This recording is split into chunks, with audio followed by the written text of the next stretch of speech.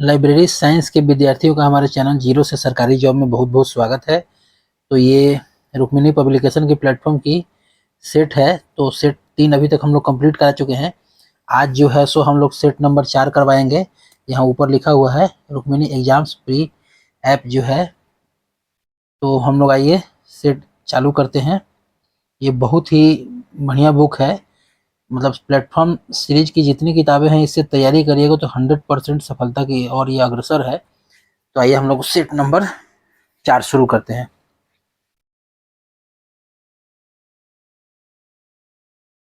आइए प्रश्न संख्या 1 पर आते हैं हम लोग। पुस्तकालय विज्ञान शब्द का सर्वप्रथम प्रयोग किसने किया था? तो यह किया था, ऑप्शन बी हो जाएगा, मार्टिन श्रेतिंगर ने किया था। बहुत लोग सोच रहे होंगे कि एस आर रंगनाथन, नहीं, भारत में अगर पुस्तकालय विज्ञान शब्द का प्रयोग कहेगा तब जाके एस आर रंगनाथन होगा। लेकिन पुस्तकालय विज्ञान शब्द की सबसे पहली चर्चा अगर पूरे भारत में अगर की जाए तो वहां मार्टिन श्रेतिंगर होगा, जो कि एक जर्मन वैज्ञानिक, जर्मन लाइब्रेरियन थे। जर्मन भाषा में उन्होंने सबसे पहले इस शब्द का प्रयोग किया था। ठीक है। प्रश्न संख्या 2 पर आइए। भारत में राष्ट्रीय पुस्तकालय अध्यक्ष दिवस किस व्यक्तित्व के जन्मदिन के उपलक्ष्य में मनाया जाता है? तो option A doctor S R Ranganathan के। ठीक है। आइए प्रश्न संख्या 3 पर। लाइब्रेरी ऑफ कांग्रेस की स्थापना किस वर्ष हुई थी? तो यह हुई थी 1800 ईस्वी में, 1800 में। डीडीसी डी डेसिमल क्लासिफिकेशन में एरिया टेबल कौन सी तालिका होती है? कौन सी तालिका होती है? तो यह होता है तालिका 2, तालिका 2। एरिया टेबल के बारे में पूछ देगा डीडीसी में तो तालिका 2 हो जाएगा। प्रश्न 5 पर आइए। सीसी मतलब कोलन क्लासिफिकेशन में मुख्य वर्ग बी किसे दर्शाता है? मुख्य वर्ग बी जो है सो गणित को दर्शाता है। ठीक है। त्रिपत्रक प्रणाली का उपयोग पुस्तकालय में किस कार्य के लिए होता है? तो यह होता है, ऑप्शन बी हो जाएगा, सामयिक प्रकाशनों का नियंत्रण के लिए। सामयिक प्रकाशनों के नियंत्रण के लिए। अगर वीडियो पसंद है तो चैनल को लाइक, सब्सक्राइब और शेयर जरूर करें। जितने भी लाइब्रेरी साइंस के प्रश्न हैं जो अभी तक भारत में किसी भी परीक्षा में पूछे जा चुके हैं, वह सारे प्रश्नों को यहाँ कराया जाएगा। तो आप लोग इतना तो कर ही सकते हैं, चैनल को लाइक, सब्सक्राइब और शेयर जरूर करें, क्योंकि हर दिन वीडियो बनाने में इससे रुचि बढ़ती जाएगी। आइए प्रश्न संख्या हम लोग 7 पर आते हैं। यूनेस्को की स्थापना किस वर्ष हुई थी? यूनेस्को की स्थापना जो हुई थी सो 1945 ईस्वी में हुई थी। इसका फुल फॉर्म पूछ देगा, क्या होगा यूनेस्को का? तो united nation educational scientific cultural organisation इसका फुल फॉर्म होता है। ठीक है। प्रश्न 8 पर आइए। पुस्तकालय विज्ञान का कौन सा सूत्र पुस्तकालय एक वर्धनशील संस्था है पर केंद्रित है? तो यह हो जाएगा पंचम सूत्र। आप लोग सारे 5 लॉज ऑफ लाइब्रेरी साइंस जो है याद कर लीजिए। मैं आप लोग को बता देता हूँ। पहला होता है पुस्तकें उपयोग के लिए होती हैं, बुक्स आर फॉर यूज। दूसरा होता है प्रत्येक पाठक को उसकी पुस्तक मिले। तीसरा होता है प्रत्येक पुस्तक को उसका पाठक मिले। चौथा हो जाएगा पाठक का समय बचाए, save the time of the reader. और पांचवा हो जाएगा पुस्तकालय एक वर्धनशील संस्था है। चलिए तो आप लोग पांचों याद करिए, इसमें से एक प्रश्न संभवतः है जो एग्जाम में आएगा। आइए प्रश्न संख्या 9 पर। ओपेक में ओ का क्या अर्थ होता है? तो इसका अर्थ हो जाएगा ऑप्शन बी ऑनलाइन। पूरा फुल फॉर्म होता है ऑनलाइन पब्लिक एक्सेस कैटलॉग। ठीक है। आप लोग पूरा फुल फॉर्म याद रखिए। हो सकता है किसी और के बारे में पूछ दे, यहाँ तो ओ के बारे में पूछा है, लेकिन पूरा याद रखिए आप लोग। प्रश्न 10 पर आइए। आईएसबीएन में कितने भाग होते हैं? आईएसबीएन जो होता है उसमें होते हैं 5 भाग। ठीक है। प्रश्न 11 पर आइए। किस आयोग ने महाविद्यालय पुस्तकालयों के लिए कुल बजट का 6.5% से 10% तक आवंटित करने की सिफारिश की है? तो यह हो जाएगा कोठारी आयोग ने 1964 से 66 में की थी, कोठारी आयोग। प्रश्न 12 पर आइए। एब्स्ट्रैक्ट किस प्रकार का सूचना स्रोत है? एब्स्ट्रैक्ट जो है सो यह हो जाएगा द्वितीयक सूचना स्रोत है। एब्स्ट्रैक्ट किस प्रकार का सूचना स्रोत है? तो द्वितीयक सूचना स्रोत है। AACR2 में एक ही लेखक के द्वारा लिखी गई 3 कृतियों के लिए मुख्य प्रविष्टियां किसके अंतर्गत बनेंगी? तो यह हो जाएगा ऑप्शन बी लेखक के नाम से बनेंगी, लेखक के नाम से बनेंगे। आइए प्रश्न संख्या 14 पर, भारत में कौन सा राज्य सार्वजनिक पुस्तकालय अधिनियम पारित करने वाला पहला राज्य था? तो यह था तमिलनाडु, तत्कालीन मद्रास, उस समय मद्रास नाम था। डेलनेट का पूरा नाम क्या होता है? डेलनेट का जो पूरा नाम होता है सो डेवलपिंग लाइब्रेरी नेटवर्क होता है, ऑप्शन बी। सूचना का अधिकार अधिनियम 2005 कब लागू हुआ? तो यह हुआ था 12 अक्टूबर 2005 को लागू हुआ था, ऑप्शन ए। प्रश्न संख्या 17 पर आइए, डीडीसी के 23वें संस्करण का प्रकाशन किस वर्ष हुआ था? तो यह हुआ था 2011 में। देखिए मैं हर प्रश्न से संबंधित कुछ और भी बता सकता हूं, लेकिन फिर ज़्यादा टफ हो जाएगा और वीडियो लंबा हो जाएगा। तो सारे प्रश्न हर किसी न किसी सेट में कुछ उसका बदलाव करके है, इसलिए आप लोग जितना है उतना तत्काल याद करते जाइए। प्रश्न 18 में, सीसी में एम पक्ष जो है क्या दर्शाता है? सीसी में एम पक्ष क्या दर्शाता है? तो यह दर्शाता है पदार्थ। ई ग्रंथालय सॉफ्टवेयर किसके द्वारा विकसित किया गया था? ई ग्रंथालय सॉफ्टवेयर जो है सो किसके द्वारा विकसित किया गया था? तो ऑप्शन ए हो जाएगा, संचार और सूचना प्रौद्योगिकी मंत्रालय के द्वारा। इंफॉर्मेशन रिट्रीवल शब्द का प्रयोग सर्वप्रथम किसने किया? तो यह किया था केल्विन मूर्स के द्वारा, केल्विन मूर्स। प्रश्न संख्या 21 पर आइए, यूडीसी यूनिवर्सल डेसिमल क्लासिफिकेशन किस वर्गीकरण पद्धति पर आधारित है? तो यह हो जाएगा डीवी डेसिमल क्लासिफिकेशन पर। पुस्तकालय में पुस्तकों को पाठकों द्वारा सीधे पहुंच योग्य बनाने की प्रणाली क्या कहलाती है? तो यह हो जाएगा मुक्त प्रवेश प्रणाली, मुक्त प्रवेश प्रणाली, ऑप्शन बी। राजा Ram Mohan Roy library foundation, RRLF का फुल फॉर्म होता है राजा राम मोहन राय लाइब्रेरी फाउंडेशन का प्रधान कार्यालय जो है सो कहाँ स्थित है? तो यह जो हो जाएगा ऑप्शन सी, कोलकाता में स्थित है। मार्क रिकॉर्ड में लीडर कितने कैरेक्टर का होता है? मार्क रिकॉर्ड में लीडर जो होता है सो कितने कैरेक्टर का होता है? तो यह हो जाएगा 24 कैरेक्टर का होता है, ऑप्शन बी। आइए प्रश्न संख्या 25 पर हम लोग आते हैं। भारत में पुस्तकालय विज्ञान शिक्षा का प्रारंभ किस विश्वविद्यालय से माना जाता है? तो यह माना जाता है पंजाब विश्वविद्यालय, अब लाहौर में है। पहले लाहौर, अब लाहौर है। पंजाब विश्वविद्यालय जो है इसका उत्तर हो जाएगा। Encyclopedia of library and information science किसके द्वारा प्रकाशित की जाती है? तो यह हो जाएगा मार्सेल डेकर, अब टेलर एंड फ्रांसिस है, ऑप्शन। प्रश्न संख्या 27, नेवार्क चार्जिंग सिस्टम में उपयोग किए जाने वाले कार्ड का आकार क्या होता है? तो यह हो जाएगा 5x3 हो जाएगा, ऑप्शन ए। पुस्तकालय उपकर किस प्रकार के पुस्तकालयों के वित्त का एक स्रोत है?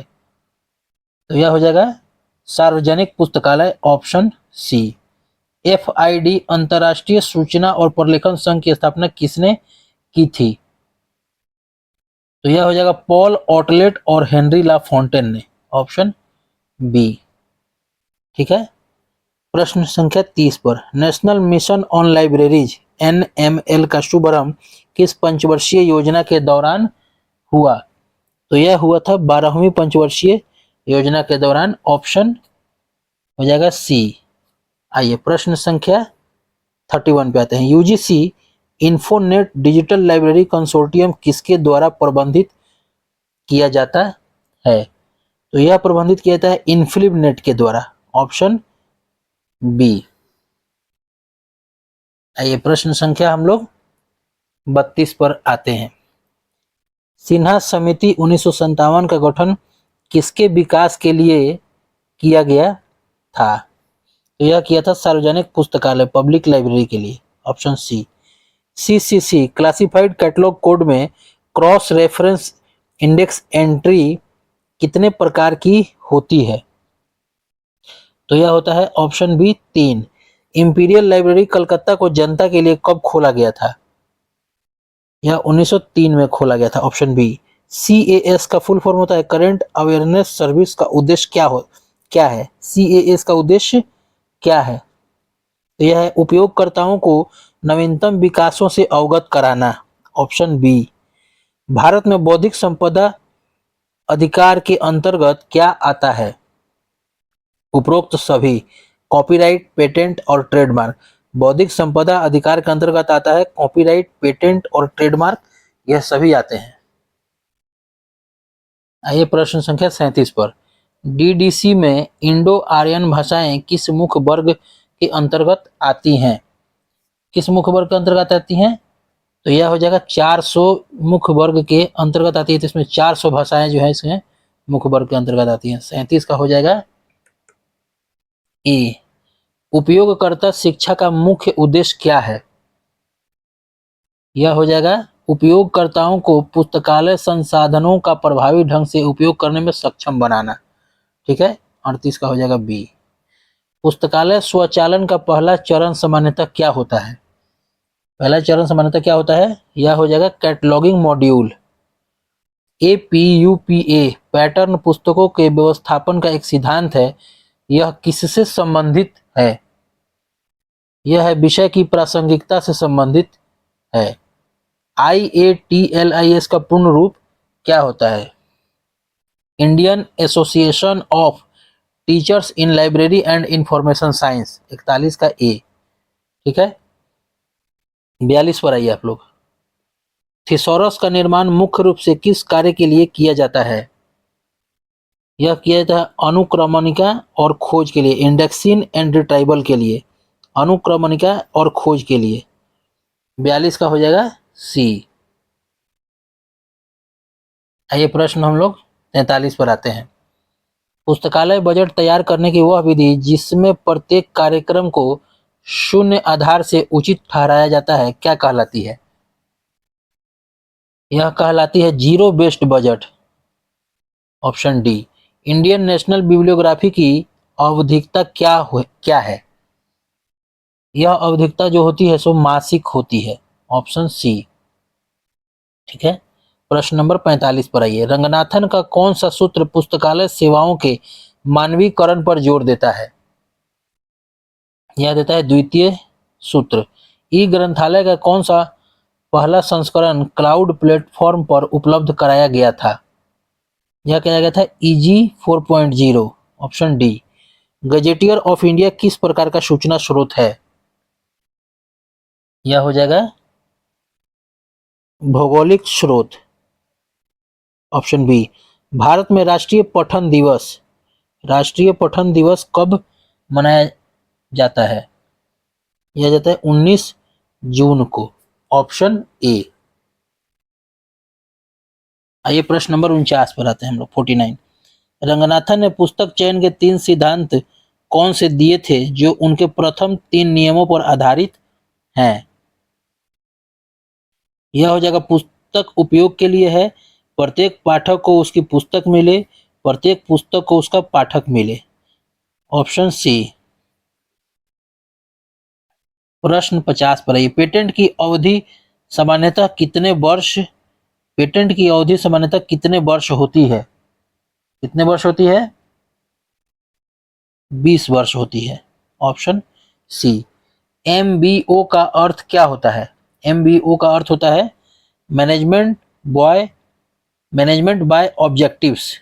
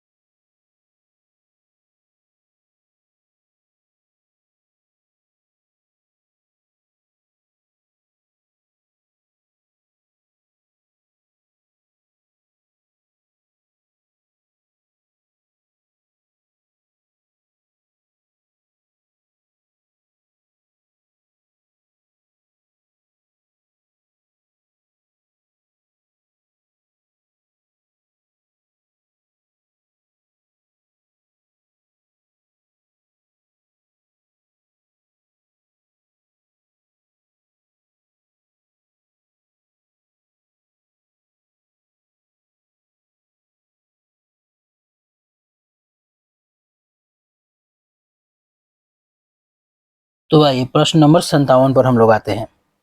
डीडीसी का ऑनलाइन संस्करण क्या कहलाता है? तो यह कहलाता है वेब डीवी। वेब डीवी कहलाता है। प्रश्न 58 पर आइए। एसडीआई जिसका फुल फॉर्म होता है सेलेक्टिव डिसेमिनेशन ऑफ इंफॉर्मेशन, सेवा व्यक्तिगत होती है या सामूहिक? पूछ रहा है कि एसडीआई सेवा व्यक्तिगत होती है या सामूहिक? तो यह सेवा व्यक्तिगत होती है। पुस्तकालय में बाय बैक पॉलिसी किससे संबंधित है? पुरानी पुस्तकों को वापस खरीदना इससे संबंधित है। प्रश्न नंबर 60 पर आइए। डिजिटल ऑब्जेक्ट आइडेंटिफायर क्या सुनिश्चित करता है? तो यह करता है ऑप्शन बी हो जाएगा, डिजिटल वस्तु तक अस्थायी पहुंच। आइए प्रश्न नंबर 61 पर हम लोग आते हैं। बुलियन लॉजिक में ओ आर ऑपरेटर का उपयोग खोज परिणामों को करता है। ओ आर जो होता है क्या करता है? यह करता है विस्तृत, ब्रॉडन करता है। Option B. ASLIB जिसका फुल फॉर्म होता है association of special libraries and information bureau, अब किसका हिस्सा है? तो यह है एमराल्ड ग्रुप पब्लिशिंग का हिस्सा है। 62 का ऑप्शन सी। सीसी में antero rising common isolate ACI की संख्या कितनी होती है छठे संस्करण के अनुसार? तो यह होता है लगभग 20। Option C. Doctor SR Ranganathan को भारत सरकार द्वारा राष्ट्रीय शोध प्रोफेसर, नेशनल रिसर्च प्रोफेसर की उपाधि कब दी गई? यह दी गई थी 1965 में। Option C. प्रश्न नंबर 65। पेरिस प्रिंसिपल्स 1961 का मुख्य फोकस क्या था? यह था सूचीकरण के सिद्धांत। Option B. ठीक है, वीडियो पसंद आने पर चैनल को लाइक, सब्सक्राइब और शेयर जरूर करें आप लोग। प्रश्न नंबर 66 पर आइए। फ्यूजिटिव मटेरियल क्या है? यह होता है ऑप्शन बी, ऐसी सामग्री जिसे खोजना और प्राप्त करना कठिन हो।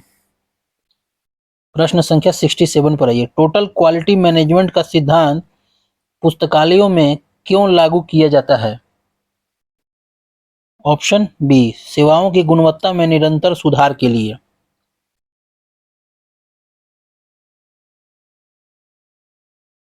प्रश्न 68 पर आइए। स्वयं प्रभा क्या है?